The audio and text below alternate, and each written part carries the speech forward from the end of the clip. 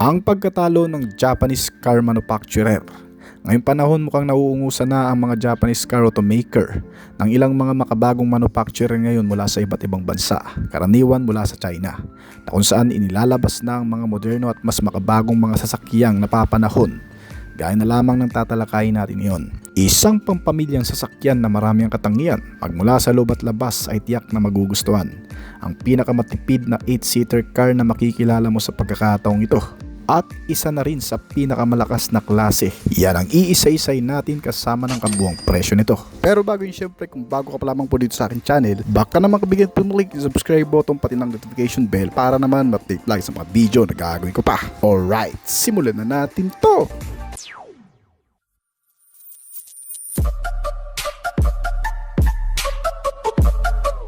Sa gitna ng mabilis na pag-usbong ng teknolohiya sa mundo ng mga sasakyan, isang bagong halimaw na klase na naman ang inilabas ngayon, ang BYD Leopard 8 2025 model. Isang SUV na hindi lamang para sa lungsod kundi pati na rin sa pinakamalupit na daanan na hindi kayang pasukin ng ibang mga sasakyan.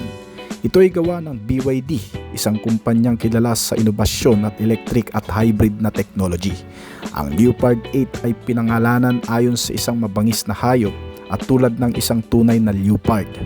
Ito ay mabilis, matatag at may matinding presensya na ikinategorya bilang isang full-size SUV car na parang Land Cruiser, Nissan Patrol at Lincoln Navigator. Ngunit karamihan sa mga gamit at parts na ikinabit dito ay galing pa rin sa Japan. Kung paano gumagana itong SUV, yan ay dahil sa 2.0 turbocharged engine ito na may kasamang dalawang electric motor.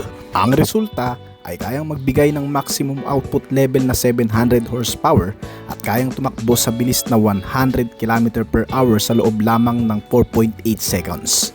Kaya ang pinakamabilis na takbo nito ay umaabot din sa 240 km/h. May kasama rin itong blade battery ng BYD, isang 36.8 kilowatts na LFP battery na kilala sa thermal stability at durability at mas ligtas sa overheating at degradation kumpara sa ibang EV batteries.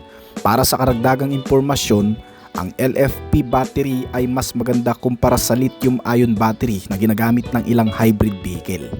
Una, ang LFP battery ay mas ligtas kumpara sa lithium-ion battery kasi hindi ito prone sa overheating. Pangalawa, mas mahaba ang lifespan ng LFP battery kumpara sa lithium-ion at mas mura din ang presyo nito kesa sa lithium-ion battery. Kaya kung ito man ay ginamit ngayon dito sa BYD Leopard 8, tiyak na perpekto itong modelo para dito na may kakayahan rin magbigay ng hanggang sa 100 km na pure electric range. Yung tanging battery at electric power lang ang nagpapagana sa sasakyan. Pero kung isasama ang fuel at hybrid system, umaabot naman ito sa higit na 1,200 km na biyahe. Ibig sabihin kaya mong magbiyahe ng balikan mula Bicol hanggang Manila na less consumption ng fuel at less gastos na rin. At ang hybrid system nitong SUV car ay may redundance. May dalawang motors at isang internal combustion engine na kahit mawala ng kuryente, pwede mo pa rin magamit sa pamamagitan ng gasolina. Pero hindi lang ito para sa highway at city driving. Dahil sa pamamagitan ng DMO platform at advanced na DSUS-P air suspension, ang Leopard 8 ay handang harapin ang putikan, buhangin, niebe at baha. Kaya nitong umadap sa kahit anong lubak, mababato sa pamamagitan ng advanced na suspensions nito na magbibigay ng mas compact na biyahe. Para sa kaalaman lang ng marami, ang DSUS-P air suspension system kasi ay kayang mag-adjust ng taas ng katawan ng sasakyan depende sa terrain. Bukod sa naibibigay nitong comfort, ay binabawasan din nito ang damage sa chassis habang umaakyat at bumababa sa matatarik. Ang BYD Leopard 8 ay isa sa pinakamatitibay na SUV sa klase nito, lalo na kung ang pag-uusapan ay ang off-road durability, build quality at hybrid system reliability. Narito ang mga batayan kung bakit matibay itong sasakyan. Una, ang body-on-frame construction nito ay ginagamit sa mga matitinding off-road vehicles gaya ng Toyota Land Cruiser. Ayon sa manufacturer, kinuha ang ilang bahagi at spare parts nitong bagong modelo mula pa sa Japanese car automaker at sa Land Cruiser cars ng Toyota. At ayon na rin sa mga nakagamit, itong BYD Leopard 8 ay mas matibay din sa pagbubuhat ng mabibigat at mas matatag sa lubak-lubak at bato-batong daanan. At mayroon itong tatlong differential locks sa front, center at sa rear. Ibig sabihin, kahit madulas o malubak ang daanan, hindi basta-bastang mai-stack ang bagong SUV na ito. Meron itong wading depth capability na ang ibig sabihin ay kaya nitong mag-navigate sa baha o dumaan sa mga ilog nang parang wala lang. Kaya nitong lumusong kahit lampas na sa gulong ang mga tubig na hindi napapasukan ang loob na umaabot ng 800mm. Ang ground clearance size nito ay umaabot sa 310mm at approach angle na 34 degrees. Walang bundok ang hindi kayang akyatin nitong bagong BYD Leopard 8 2025 model. Pagdating naman sa loob, makikita ang isang digital lodge at napaka-luxury presence nito. May tatlong malalaking screen sa dashboard, kabilang ang isang 50-inch augmented reality heads-up display na magbibigay ng mas magandang readout at impormasyon sa driver, at isang BYD 9000 chip na tumutulong sa autonomous features gaya ng Huawei Nova system at LiDAR features. Para sa mga hindi nakakaalam, ang LiDAR ay nangangahulugang light detection and ranging. Isa itong makabagong teknolohiya na gumagamit ng laser para sukatin ang distansya ng mga bagay sa paligid o mga sasakyan sa unahan. Magagamit mo ito sa mata traffic at sa pagpapark para hindi ka makabangga o makasagi. Nasinamahan pa ng urban autopilot na madalas ginagamit sa mga smart cars gaya nito, na magbibigay ng kakayahan sa sasakyan na umandar o mag-drive kahit wala nang magmamanehong tao. Ibig sabihin, kaya nitong tumakbo ng hindi kinakailangan ng driver sa loob, na ligtas ding magamit sa loob ng syudad.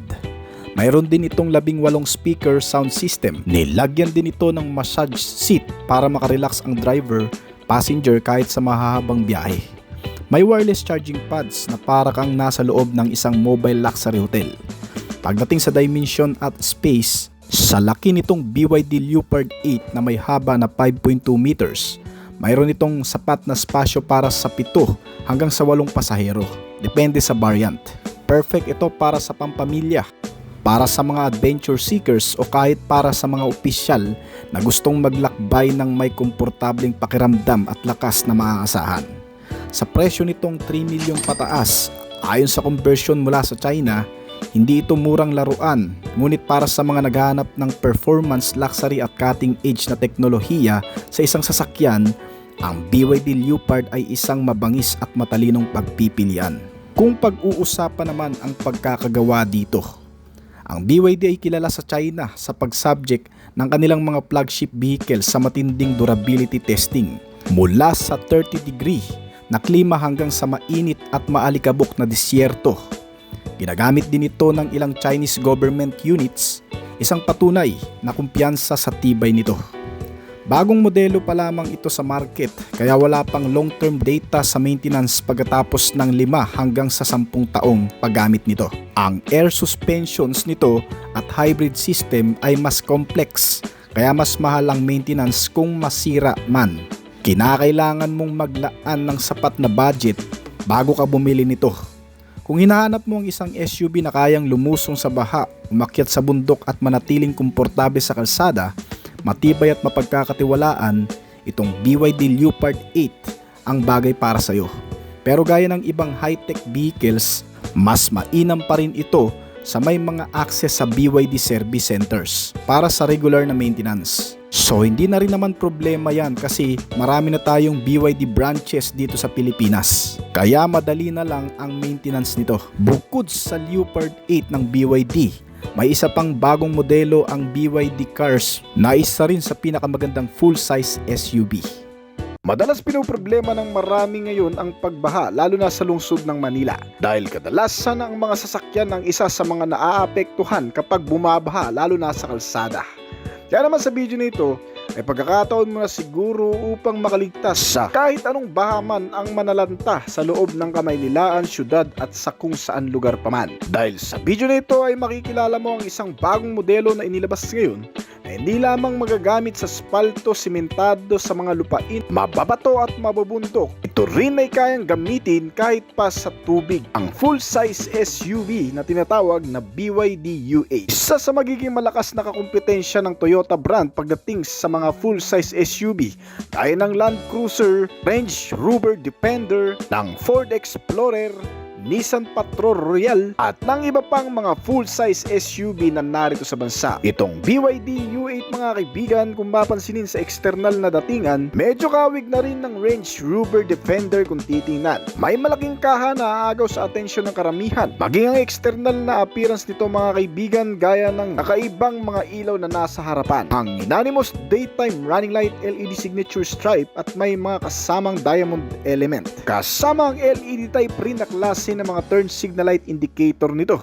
Mas visible sa gabi lalo na sa madidilim kasi napakalawak ng visibility ang nagagawa ng malalaking sukat ng mga ilaw nito. Meron itong premium front powerful presence na radiator grille na nagbibigay dito ng napaka-eleganteng itsura. Yayamanin na appearance maging ang side-to-side profile ay binibigyang diin ng pagiging mamahaling tingnan. Meron itong premium alloy wheel mags body at tubeless tires ay malaking sukat at nakadisenyo sa kahit anong uri ng paggagamitan. May kabuwang sukat ito na 275 by 50 R22. Bukod pa dyan, nilagyan din ito ng mga high-tech na mga suspensions na kayang umadapt ng anumang kondisyon ng kalsada. Ito man ay matatarik, malalalim o may mga butas. Kaya naman kung mapapansin nyo sa video mga kaibigan, idinadaan nila ito sa may mga lalalim na butas. Yung mga lugar na imposibleng madaanan ng mga ordinaryong sasakyan ay kaya nitong daanan. Ang bawat suspensions mula sa harap at likod ay nakakuha ng hydraulic power suspension system na may kasamang mga pneumatic type suspensions at automatic itong naia-adjust sa pamamagitan ng electronically power nito na kung saan mapapababaan o malo-lowered kung kinakailangan para mas mabalanse at mapabilis ang takbuhan at mapapataasan ang ground clearance sa oras na kinakailangan lalo na kung maidadaan ito sa malulubak o di naman kaya sa mapuputik o matutubig na kalsada. Ay adjust din ito lalo na kung palulutangin mo na sa tubig. At sa mga hindi nakakalam, ang high-end na modelong ito ay sub-brand mula sa BYD Auto na mas affordable partner na kung saan narito na ang lahat ng mga kinakailangan mo. Ang BYD Auto ay ang naglalabas ng mga hybrid power na vehicle na kung saan mura lang ang halaga na nasa Pilipinas na ngayon. Ay yan naman kung nandito na ito sa Philippine market, panigurado ay hindi rin ganun kataas ang magiging presyo nito. Bukod sa kakaibang estilo sa pangharap nito, kapansin-pansin rin ang tatlong nakaumbok sa upper front roof panel nito na parang air deflector. Ito ay ang mga radar nitong sasakyan. Kasi itong modelo ay napapalibutan ng maraming sensor for security at safety na rin sa buong paligid nito. Sa quarter panel naman may makikita ka ring LED stripes na mga ilaw, mga ragdagang visibility nito. Ang kakaibang estilo nitong U8 ay tuloy-tuloy hanggang sa likod na bahagi. Sinamahan pa rin ng parehong signature LED combination lamp system na may mga diamond element. At ilang mga LED tail lamp kasama ang brake light ay pinapanatili pa rin ang pinakamaliwanag na visibility nito sa madidilim. Pagdating sa interior, bubungad sa iyo ang marangyang estilo ng modelong ito dahil makikita ang naka-Nepa leather wood trim cover sa bawat sidings, maging sa kabuang interior base nito. Kasama ang mga cover sa dashboard panels, ilang trim garnish sa may console, maging pati ang mga seat cover nito ay naka-Nifa cover na. Kaya naman mapipil mo kagad ang luxury presence habang nakasakay sa isang full-blooded SUV car na sobrang ganda. Ang bawat upuan nito ay mga automatic electric adjustable at foldable. Pwedeng itupi at i-adjust sa pamamagitan lamang ng pagpindot sa mga control switch nito. Kasama rin ang mga headrest na automatic adjustable na rin, kaya walang kahirap-hirap ang bawat arrangement nito. Kasama sa ilan pang internal specs nito ay ang pagkakaroon ng maraming connectivity, USB socket, mga power outlet, saksakan ng gadget na kung saan mas magiging convenient na rin talaga. Sinamahan nito ng maraming bottle and cup holder, mga armrest sa kada upuan, kasama ang compartment-based storage nito, mga console pocket at iba pang mga bulsa na lagayan ng mga gamit. Speaking sa connectivity at accessibility, itong modelo ay maraming entertainment sa loob na makikita at may magagandang infotainment system. Marami kang makikitang TV screen nito na sobrang lalaki pa. Meron sa harap at likod at sa magkabila ang dashboard panel na kung saan ay malilibang ang mga pasahero habang nakasakay at mas ma-enjoy ng bawat isa ang kanya-kanyang preference. May mga kasamang Apple CarPlay at Android Auto na rin ito. Kasama pa ang malaking touchscreen monitor sa center front console nito. Ang mahabang TV screen sa driver seats ay ang nagsisilbi na ring meter panel gauge nitong sasakyan para sa ilang impormasyon patungkol sa mga pagpapaandar nito. Kabilang ang modernong sign na makikita mo dito, mga driving mode system na lumalabas, mga maintenance recommendation, notification at marami pang iba na para sa mas magandang readout ng driver. Sinamahan pa ito ng wireless charging pad para sa dalawang cellphone, kaya maging ang pasahero ay makakapag-charge na rin dito. Meron din itong naka-Nipa leather cover premium multifunctional steering wheel na kung saan yayamanin at napaka-elegant din ng dating. At halos lahat ng mga control switch ay narito na rin. Ang special pa sa features nitong bagong BYD Yangwang U8 ay ang pinaka-the best sa lahat na features nito, ang tinatawag na emergency floating function. Ayang lumutang ng modelong ito sa tubig ng hanggang sa kalahating oras at umandar na parang isang bangka o yate na hindi napapasukan ng tubig dahil fully sealed ang buong bahagi nito na kung saan protektado maging ang mahalagang mekanismo gaya ng baterya at makina. Kaya naman ang maganda dito ay siguradong mapapakinabangan ng marami sa atin lalo na sa mga nag-aalala sa mga binabahang lugar sa syudad. Bukod pa dyan, ang isa pa sa pinakamagandang features ng modelong ito ay ang tinatawag na full 360 tongue turn function na kung saan automatic mong mairo-rotate ang sasakyan sa pamamagitan lamang ng pag-ikot nito sa kung saan mismo ito nakaposisyon. Wala nang maneuver na gagawin o pag-aabalas sa manubela nito, kundi ang switch control na lamang na kung saan automatic nang paggaganahin ang buong body nito upang umikot. Kung saan maging ang mga gulong nito ay kontrolado upang ang kabuuang sasakyan ay umikot ang mas balanse ng pabilog. At pagdating naman sa makina, ito ay nilagyan ng 2.0 liter engine, inline 4-cylinder 16 valve at may kasama pang turbocharging system. Isang sistema na nakatutulong para mas maboost ang kakayahan nito sa takbuhan at mapatipid din ng fuel consumption. Halimbawa kung ang maximum speed ng 2.0 liter engine lang ay umaabot ng 160 to 170 km per hour, ito ay kaya pang mas mapataas o isagad ng hanggang sa 180 km per hour sa pamamagitan ng turbocharging system nito, na kung saan ay gumagamit naman ng electric power o hybrid system sa makina sa tulong ng tinatawag na 4 permanent magnet synchronous motors nito. Isang sistema na nakatutulong din hindi lang para pagandahin ng bawat arangkada at makatipid ang consumption, kundi ito rin ay nagpapalakas ng power output at nagbibigay ng mas malinis na pag-andar. At dito nanggagaling ang pangkalahatang enerhiya nitong sasakyan para gumana lahat ng sistema nito sa external at internal, kasama na ang makina. Ang kakaiba nga lang sa modelong ito sa ibang mga hybrid vehicle, mas mataas ang ginagamit nitong electricity power kumpara sa traditional petrol. Kasi ang purpose lang ng fuel nito, kaya kailangan pa rin sa modelong ito ay para sunugin sa loob ng makina upang dumami at makapag-produce pa ng maraming electricity power o enerhiya mula sa electricity. Kaya suma total, electronically power vehicle na naklase ito, na ikinumbine sa isang turbo petrol range extender ay talagang mas malakas-lakas nga ang magagawang performance nito. Sinamahan pa ito ng powertrain ng isang automatic type transmission na may iisang gear shifting. Imagine, iisang gear shifting lamang mga kaibigan na kung tutusin ay downgrade na sa karamihan. Pero kung sa hatawan naman ang pagbabasehan, ay nakakalamang naman daw talaga ang isang ito kung susubukan.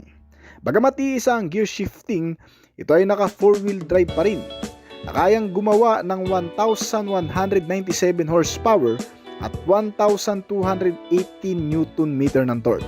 Kaya nitong tumakbo ng mahigit sa 124 miles per hour o katumbas ng 200 plus km per hour. Mabilis kasi ang acceleration nito na tumatagal ng hanggang sa 3 seconds lang para makagawa ng 100 km per hour na takbo. Ganyan kalakas ang modelong ito kahit may kalakihan, at ang hybrid sa engine ay sobrang mahalaga kasi ito ang nagdadala ng pangkalahatang enerhiya sa makina nito. Pati na rin sa ibang sistema. Kung tatanungin kung paano ito i-charge naman, meron itong foldable outlet na kasama na nakalagay sa compartment storage. Hindi matagal ang full charge nito. Sa loob ng 18 minutes ay kaya na nitong makapag-ipon ng enerhiya ng hanggang sa 80%. Kaya naman ang 20 minuto nito na pag-charge ay siguradong full charge na rin ang baterya nito. At may battery capacity ang modelong ito na 49.5 kilowatts at kayang ubusin o malobat sa loob ng 1,000 km. Makakailang ulit ka munang magpapaikot-ikot ng kamay nilaan bago pa ito tuluyang malobat. Sabihin na natin kayang bumiyahe ng Manila to Bicol ng walang hintuan at hindi nalolobat. Pagdating naman sa fuel tank nito, ito ay may 75 liter petrol tank na full tank na may estimated fuel consumption na 15 to 18 km per liter. Meron itong wheel end tires na naka-alloy at tubeless tires na rin na may kabuuang sukat na 275 by 50 R22.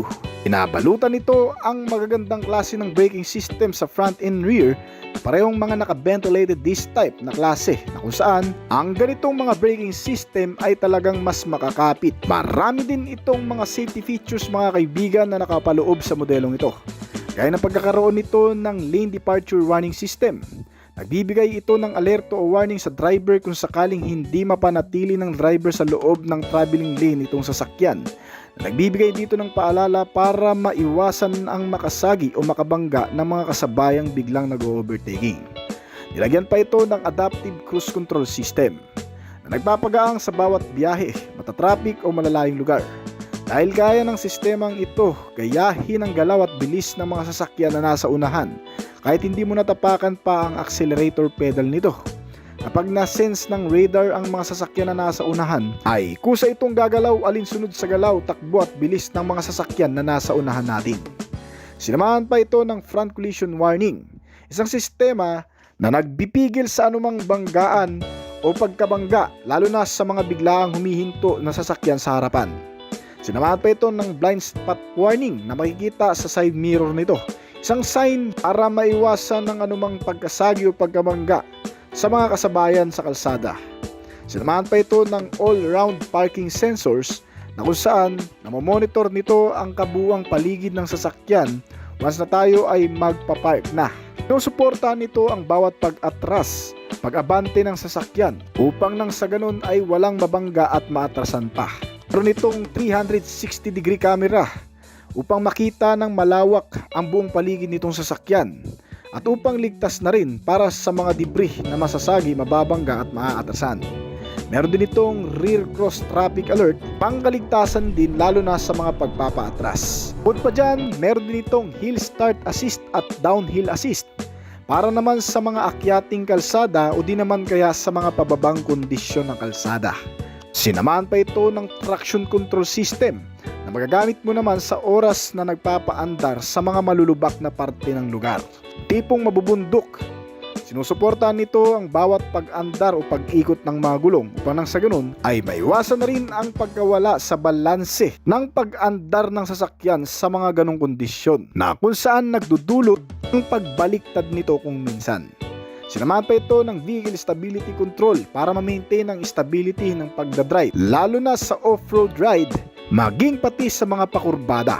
At pangkaragdagang safety features na rin sa braking system at paggamit ng brake ay ang pagkakaroon nito ng anti-lock braking system kasamang electronic brake force distribution at ng brake assist. Ang ilan pang mga basic safety features nito gaya ng mga seatbelt na automatic na rin. Nilagyan ng maraming airbag mula sa harap at likod at sa bawat gilid nito para ligtas ang mga pasahero maging ang driver nito. Kasama ang front and side impact beams, crash sensor, at marami pang iba. Itong bagong full-size SUV mga kaibigan ay mayroon na ring malawak na compartment storage sa likuran na kung saan automatic na rin nagbubukas ang lift gate nito sa pamamagitan lamang ng pagtaas ng isang paa nito na itatapat mo sa puwetan ay automatic nang tataas ang pintuan nito sa likuran. Maraming kakasya na bagahe sa loob at marami ka ring mailalagay dito. Meron itong 7 seating ang capacity at sinamahan pa ito ng moonroof. Yung tipong pwede mong buksan ang taas nito para makalanghap ng sariwang hangin at makita mo ang kagandahan ng buong paligid habang nakadungaw sa itaas. Pagdating naman sa security, meron itong power door lock, central locking, anti-theft device at anti-theft alarm. Sinamahan pa ito ng engine immobilizer system at the keyless entry na rin. Kaya hindi basta-bastang papasukin o makakarnap ng kahit na sino magpapagana dito. Ang kabuuang sukat nitong sasakyan ay halos kasing laki lamang ng Land Cruiser sa Pilipinas. Meron itong haba na 5.3 meters. May taas ito na 193 cm at lapad na 205 cm. Meron itong wheelbase size na 305 cm at ground clearance na tumataas pa kasi adjustable ang mga suspensions nito. Meron itong kabuuang bigat na 3,460 kg. Ang modelong ito ay mula sa BYD Auto na nanggaling naman sa bansang China. At nagkakahalaga ito sa estimated price na 5 million pesos. Ito ay hindi pa opisyal dahil pwede pa itong tumaas o kaya naman bumaba kung sakaling narito na ito dito sa bansa. Kaya naman kung nagustuhan nyo yung topic natin ngayon, baka naman pwedeng paklik ng like button at pa-comment na rin ang iyong opinion sa baba pagkatapos ng video nito. Bago po tayo magtapos ay nais ko po munang magpasalamat sa mga patuloy na sumusuporta, matangkilik at nagabang palagi sa mga video na ina-upload natin dito sa ating channel. Maraming salamat po at shoutout po sa inyo guys. Kaya kung bago pa lamang po dito sa aking channel, baka naman kaibigan po mag-click subscribe button pati na ang notification bell para naman update palagi sa mga video na gagawin ko pa. At syempre hintayin ko rin ang opinion at comment mo sa baba kung may mga katulong sa video na ito.